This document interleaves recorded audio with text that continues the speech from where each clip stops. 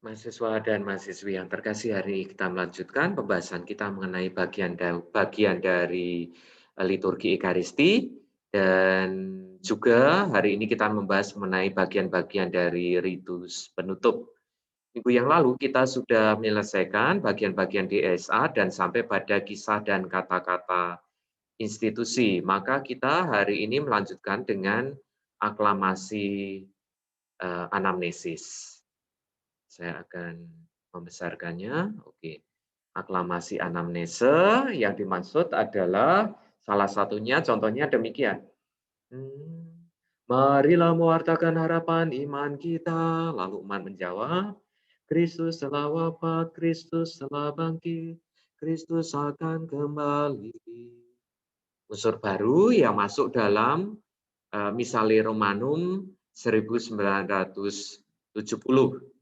Dalam Misale Romanum tersebut tersedia atau menyediakan 3 macam, tetapi dalam TPE Indonesia kita yang kita miliki 2005, ada 6 macam ya. Ini yang salah satunya seperti yang tadi saya nyanyikan tadi, pilihan yang kedua. Anamnesa atau anamnesis, bahasa Yunani, bahasa Latinnya memoria, pengenangan, ya Ibraninya zikaron. Kalau dari bahasa Latin atau memoria, pengenangan, makna anamnesis atau anamnese bukan hanya di tindakan mengingat-ingat, mengenang atau mengingat, tetapi juga menghadirkan apa yang dikenang, menghadirkan secara real. Ya, karya apa itu yang dihadirkan? Yaitu karya penyelamatan Allah sendiri, dihadirkan kini dan di sini. Ya, kalau disebut dikenang berarti dihadirkan. Tindakan pengenangan ini karena diperintahkan Kristus sendiri, maka doa anamnese dihubungkan dengan perintah, lakukanlah ini sebagai kenangan akan daku. Ada kenangan, lakukanlah ini sebagai kenangan untuk menghadirkan. Ya. Menghadirkan siapa? Kristus sendiri dan karya, tentu saja karya penyelamatan Allah dalam diri Kristus. Seluruh DSA sebetulnya merupakan anamnese, penghadiran, karya keselamatan Allah. Tetapi ada bagian khusus dari DSA yang disebut sebagai aklamasi anamnese, yang tadi saya salah satu contohnya saya nyanyikan tadi. Setelahnya, setelah aklamasi anamnesis, bagian dari DSA adalah persembahan atau korban. Kalau dalam DSA 2 kata-katanya, sambil mengenangkan wafat dan kebangkitan Kristus, kami persembahkan kepadamu ya Bapa, roti kehidupan dan piala keselamatan. Ya. Doa persembahan biasanya langsung dihubungkan dengan doa anamnese. Kalau dikatakan biasanya karena ada bagian dari atau DSA lain yang lalu diselingi dengan misalnya doa yang lain. Logikanya anamnesa menghadirkan korban salib Kristus yang satu-satunya korban yang pantas. Maka gereja mempersembahkan korban salib Kristus itu dan dirinya dalam arti partisipatif dalam korban Kristus. Korban Kristus satu-satunya. Ya, lalu persembahan atau korban gereja artinya yaitu korban salib Kristus sendiri, dan lalu gereja dalam arti partisipasi dalam korban Kristus yang satu-satunya itu. Ini sangat kelihatan dalam doa persembahan atau korban di DSA 3. Dengan persembahan ini, semoga umat pun belajar mempersembahkan diri sendiri, seperti yang disebutkan dalam PUMR. Bagian selanjutnya adalah epiklese komuni. Epiklese seperti yang sudah kita lihat sebelum kisah dan kata-kata institusi, nanti dapat dilihat kembali, intinya adalah seruan kepada Bapa agar Roh Kudus turun untuk menyucikan. Intinya kalau pada bagian epiklese komuni, kata-katanya agar kami mohon agar kami yang beriman tubuh dan darah Kristus dihimpun menjadi satu umat oleh Roh Kudus. Ya, agar Roh Kudus mempersatukan umat beriman berkat Ekaristi ini. Selanjutnya doa-doa permohonan, ada relatif panjang bagian ini, berbeda dengan doa umat. dalam liturgi sabda yang ditujukan untuk semua orang. Doa permohonan dalam DSA ini terutama untuk kepentingan seluruh gereja yang kudus. Ingat, yang disebut di sini adalah gereja yang kudus. Siapa saja yang termasuk di dalamnya? Ada 3 bagian atau 3 kelompok. Yang pertama adalah seluruh gereja di dunia, ya.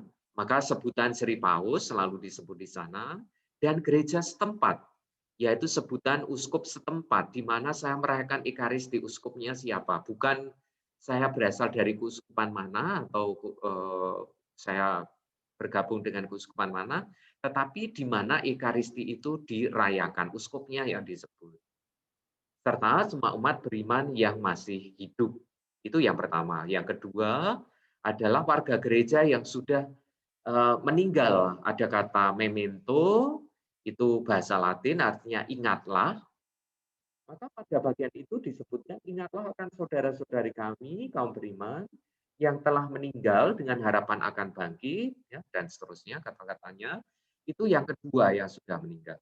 Lalu yang ketiga adalah yang sudah mulia, gereja yang sudah mulia. Disebut misalnya Santa Perawan Maria, lalu Santo Yusuf, kemudian santo-santa yang lain. Menunjukkan kesatuan dengan para kudus di surga. Semoga mereka mendoakan kita dan juga menunjukkan dimensi eskatologis gereja. Bagian terakhir dari DSA adalah doksologi penutup. Kata-katanya adalah dengan pengantaran Kristus bersama Dia dan dalam Dia, bagimu Allah Bapa yang Maha Kuasa dalam persekutuan dengan Roh Kudus, segala hormat dan kemuliaan sepanjang segala masa. Berisi pujian, kemuliaan dari kata doksa, doksologi, doksa artinya kemuliaan, dan kekasannya adalah dalam teologi Barat tekanannya pada Kristus, tetapi ditujukan kepada Bapa dalam Roh Kudus, aspek trinitaris muncul di sana, ya. Lalu setelah doksologi disambung dengan jawaban amin oleh umat, entah itu dinyanyikan dengan meriah atau diserukan aklamasi, ya, dengan meriah. Amin di sini yang artinya iya atau persetujuan, ya, dari umat, bukan hanya amin untuk doksologi penutup yang tadi saya bacakan, tetapi amin atau pengiyaan atau persetujuan untuk seluruh DSA. Dengan amin ini maka bagian dari DSA selesai. Kita lanjutkan dengan liturgi Ekaristi selanjutnya, yaitu atau sebelumnya. Kita sudah melihat bagian per bagian dari DSA, tetapi dalam DSA, dalam TPE 2005 itu kita memiliki 10, ya. Dan kita lihat sekilas penggunaannya, hanya kita lihat sekilas. Lengkapnya dapat kita baca dalam buku Ekaristi kita ini. Ya. TPE 2005 memiliki 10 DSA yang diurutkan. Ini khas dalam DSA kita, karena dalam Missale Romanum itu yang kanon 1 sampai 4 itu ya 1, 2, 3, 4 itu. Lalu tetapi dalam TPE kita yang 5 sampai 10 itu dimasukkan di dalamnya dalam TPE dalam Ordo Missae. Hanya di Indonesia model begini, TPE 2005 kita juga memiliki 72 buah prefasi seperti yang sudah kita bicarakan yang lalu. Masing-masing DSA 1 disebut sebagai kanon Romawi sejak abad 4 sampai 6, lalu DSA 2 itu disusun dari DSA Hippolytus yang munculnya sebelum DSA 1, lalu DSA 3 itu disusun baru, pengembangan dari DSA 2 tetapi disusun lengkap. Lalu DSA 4 itu punya kekasan, yaitu dari tradisi timur, yaitu tradisi Antioquia dan Santo Basilius dari Bizantin atau di Bizantin.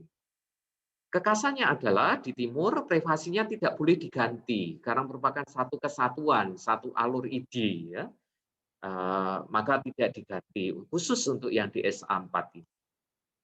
DSA 5 dan 6 disusun dalam rangka tahun penebusan tahun 1975, dan di TPE kita disebut DSA Tobat 1 dan Tobat 2. Lalu DSA 7 itu dari Swiss, tapi sudah diakui oleh tahta suci. Dan DSA 8 sampai 10 itu disebut DSA anak-anak. Tetapi juga sebetulnya sangat relevan juga untuk kaum muda dan orang tua. Maka tentu saja bisa dipakai untuk kepentingan kaum muda dan orang tua juga. Baik, kita lanjutkan dengan bagian liturgi Ekaristi yang lain. Atau selanjutnya setelah DSA. Bagian komuni. Istilah komuni dari komunio, Latin, dari komunire, maknanya adalah kepentingan atau milik bersama. Komuni kalau dihubungkan atau berhubungan dengan ekskomunikasi, kalau orang diekskomunikasi artinya dipisahkan dari kesatuan atau kebersamaan ini. Komuni maknanya kesatuan dengan Kristus dan pada gilirannya dengan sesama. Pertama-tama kita menyambut ambil bagian dalam tubuh Kristus. Konsekuensinya ya kita yang sama-sama dalam ambil bagian dalam tubuh Kristus ya lalu dihubungkan satu sama lain sebagai umat. Nah, komuni ada dua. Yang pertama, kita berpartisipasi dalam peristiwa penyelamatan Allah melalui Kristus yang dikenangkan atau dihadirkan dalam DSA. Yang DSA-nya sendiri didoakan oleh imam, ya. Jadi dengan komuni artinya kita umat itu berpartisipasi pada peristiwa penyelamatan tadi melalui Kristus yang dikenangkan dalam DSA. Lalu yang kedua itu berarti menyambut tubuh dan darah Kristus. Itulah mengapa komuni idealnya dari hosti suci yang baru yang dirayakan pada saat itu, ya. Ini idealnya. Bukan yang dari atau yang disimpan dalam tabernakel. Karena apa tadi? Ya, kalau dengan makna yang pertama tadi, berpartisipasi pada peristiwa penyelamatan yang dikenangkan atau dihadirkan dalam DSA tadi yang baru saja didoakan. Kita berpartisipasi bukan dalam DSA yang kemarin atau yang minggu lalu. Ya. Ini yang ideal. Dalam pastoral atau dalam kesempatan tertentu kita menemukan saat-saat yang tidak bisa seperti itu, tentu saja yang kita sambut tetap tubuh Kristus juga. Terkait dengan ini, penyimpanan sakramen Maha Kudus di tabernakel.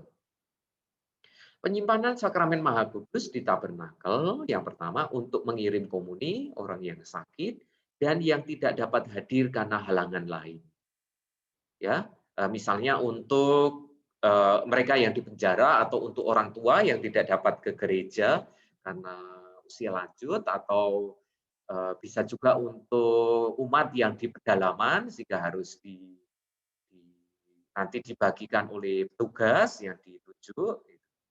Lalu juga untuk kepentingan atau keperluan adorasi atau devosi pada sakramen Maha Kudus yang lain, misalnya untuk perarakan. Ingat, bukan untuk komuni pada misa berikutnya, ya, seperti yang kita bicarakan tadi. Alasannya karena kita ambil bagian berpartisipasi pada kehadiran Kristus yang tadi didoakan atau dikenangkan, dihadirkan dalam DSA. Baik, kita lanjutkan dengan doa Bapa Kami yang didaraskan atau dinyanyikan masuk dalam Ekaristi sejak abad ke-4. Didoakan atau dinyanyikan oleh seluruh umat dan tidak asal nyanyian Bapa Kami pulih untuk peran Ekaristi. Kriterianya adalah syair sesuai dengan teks resmi. Mana itu? Seperti yang tercantum di dalam TPE. Tidak lalu syairnya diganti-ganti, dirubah atau diaransemen sedemikian rupa, diganti dengan kata-kata yang mungkin baik, tetapi tidak sesuai dengan apa yang ada di dalam teks yang resmi. Lalu melodinya juga harus sesuai dengan jiwa liturgi.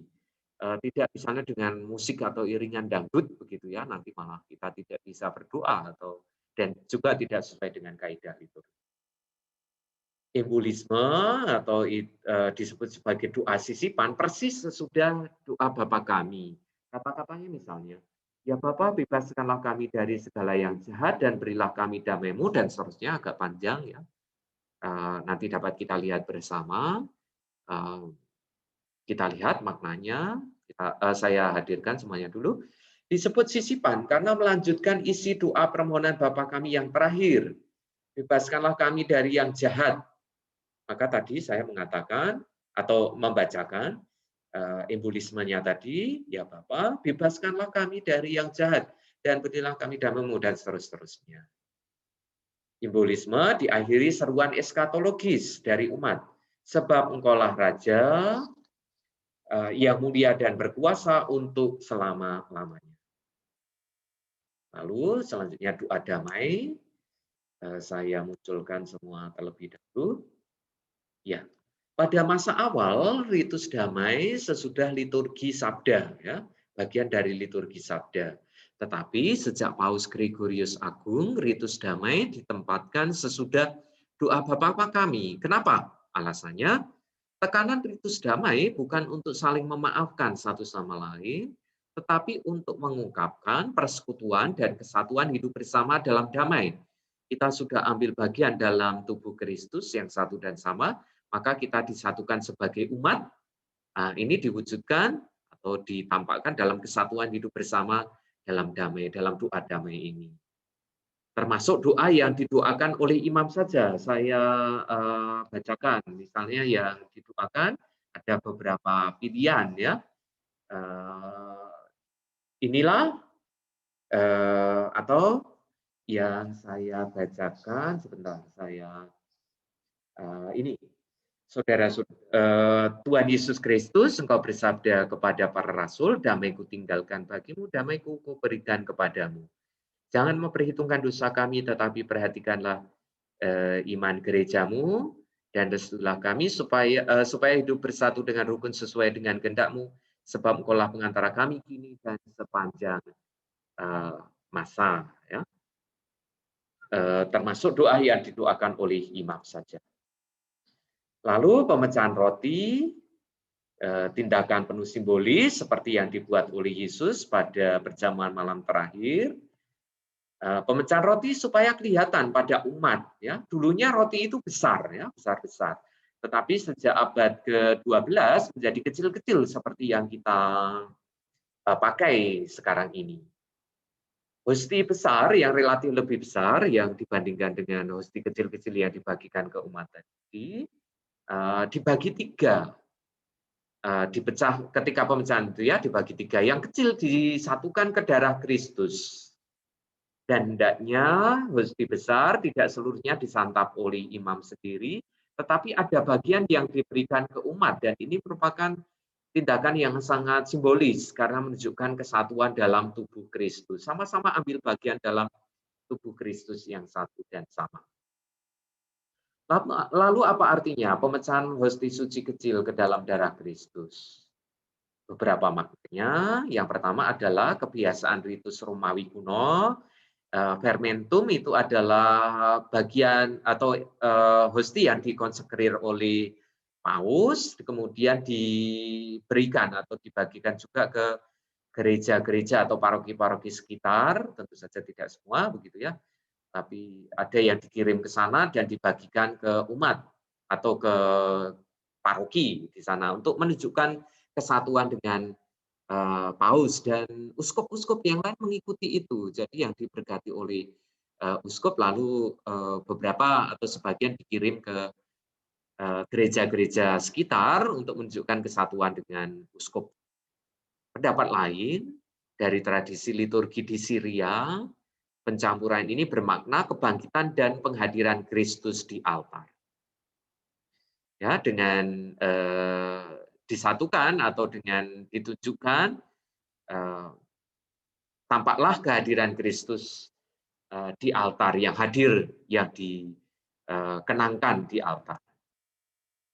Lalu Agnus Dei atau anak domba Allah, fungsinya untuk mengiringi pemecahan roti. Ada bisa diulang-ulang karena yang biasanya kita nyanyikan atau kita daraskan itu, anak domba Allah yang menghapus dosa dunia, kasihanilah kami 2 kali. Lalu yang terakhir, anak domba Allah yang menghapus dosa dunia, berilah kami damai.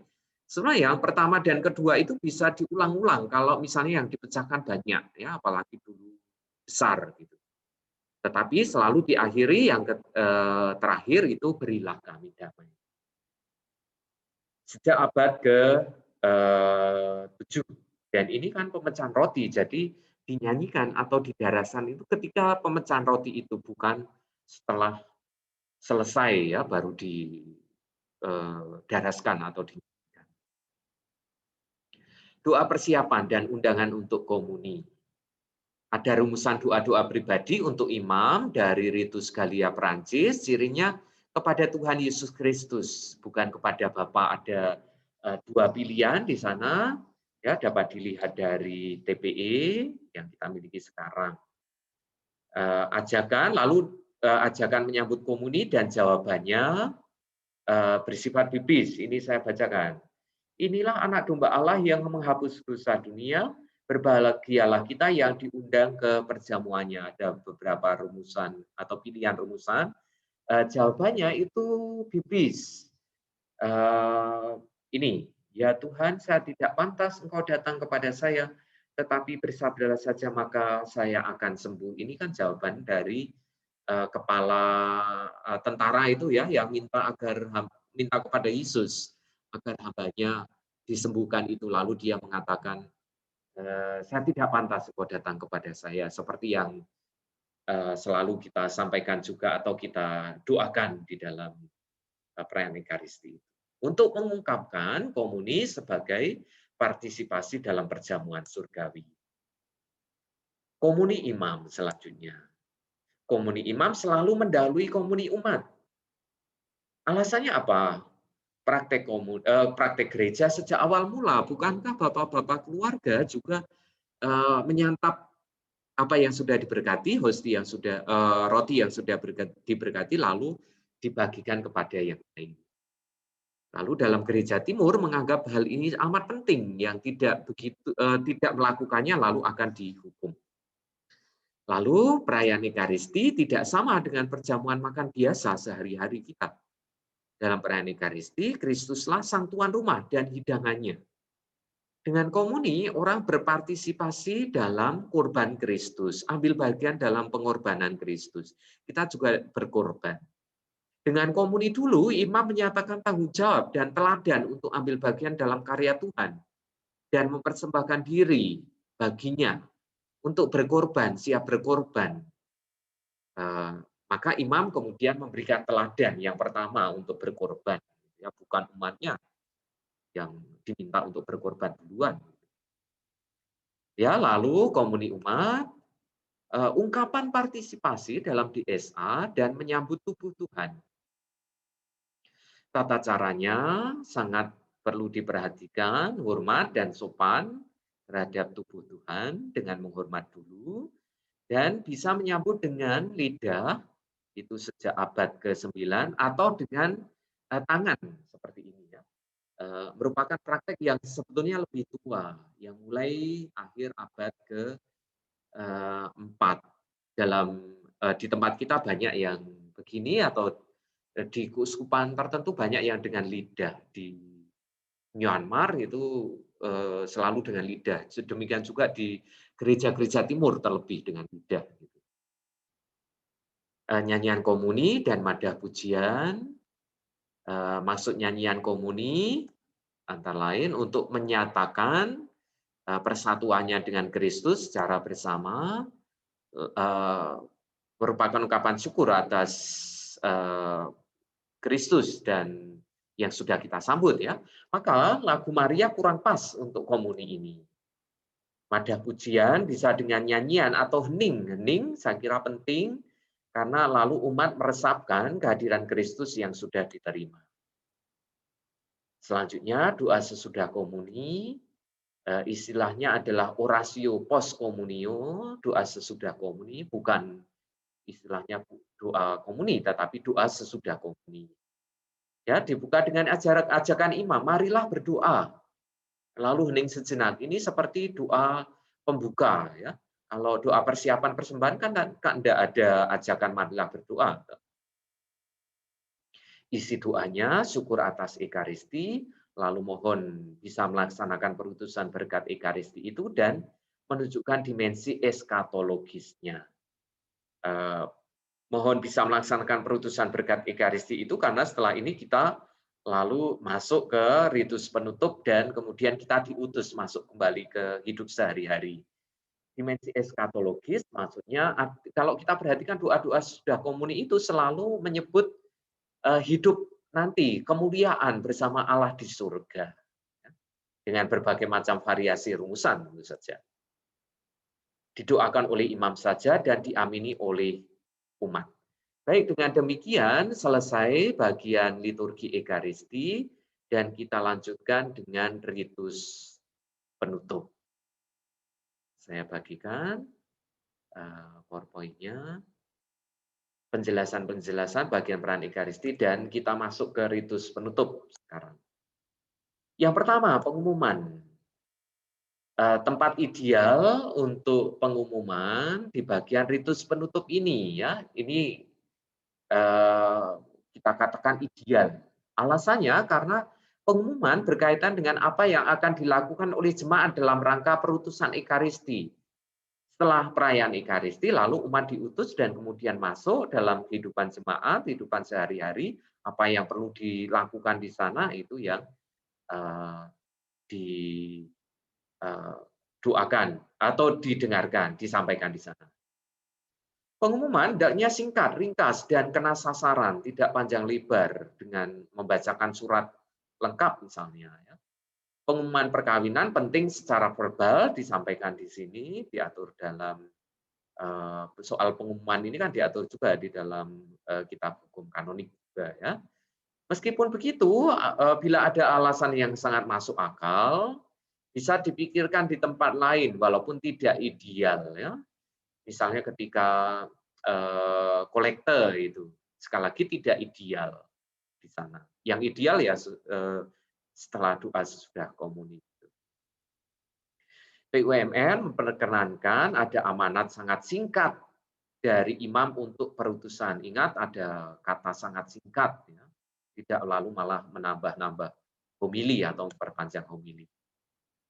Berkat, pemberian berkat dalam misa bukan kebiasaan sangat kuno, sekitar akhir abad pertengahan. Sebelumnya berkat diberikan imam sambil kembali ke sakristi untuk orang yang meminta. Pada TPE pra Vatikan kedua atau sebelum Vatikan kedua, berkat sesudah IT Misa Es atau rumus pembubaran yang pergilah kita atau kalian diutus itu baru berkat ya. Tapi pada TPE sejak 1970 pembaruan Konsili Vatikan kedua seperti TPE kita sekarang atau yang kita lakukan seperti sekarang ini ya, berkat lalu perutusan. Perhatikan ada 3 macam alternatif cara pemberian berkat, yang rumus biasa, rumus meriah, dan juga ada rumus untuk doa umat ya dengan model doa umat itu ya. Nanti dapat kita bahas contoh-contohnya. Berkat publik hanya oleh klerus saja yang Bapa, Putra, dan Roh Kudus itu oleh klerus saja, sedangkan oleh umat atau misalnya oleh prodiakon ya itu tetap prodiakonnya membuat tanda salib untuk dirinya sendiri. Ya. Bandingkan dengan komuni batuk atau dahi untuk anak yang belum komuni bisa pada saat komuni ya. Jadi saat komuni lalu anak-anak maju ya setelahnya lalu menerima berkat macam ini. Kalau itu non klerus pun juga bisa, apalagi anak-anaknya banyak sekali ya di paroki itu misalnya. Lalu prodiakon juga dapat memberikan berkat kalau itu ya kan di sini. Lalu bagian selanjutnya adalah pengutusan, teks Latinnya ite missa es, pergilah kalian diutus. Dalam liturgi timur lebih panjang. De facto kita bisa mengadakan penyesuaian yang enak untuk pengutusan ini atau rumus pengutusan ini. Tidak hanya pergilah kalian diutus, tetapi misalnya ya marilah kita pergi, kita diutus mewartakan damai Tuhan, atau rumusan tertentu yang tadi seperti dibahas atau disampaikan dalam homili, tetapi tentu saja singkat, gitu kan. Tidak lalu malah panjang lebar di sini. Selanjutnya perarakan keluar. Sebelum pergi, imam mencium altar sebagai tanda penghormatan kepada Kristus. Diakon boleh ikut mencium altar juga kalau ada diakon yang ikut dalam Ekaristi itu ya. Dan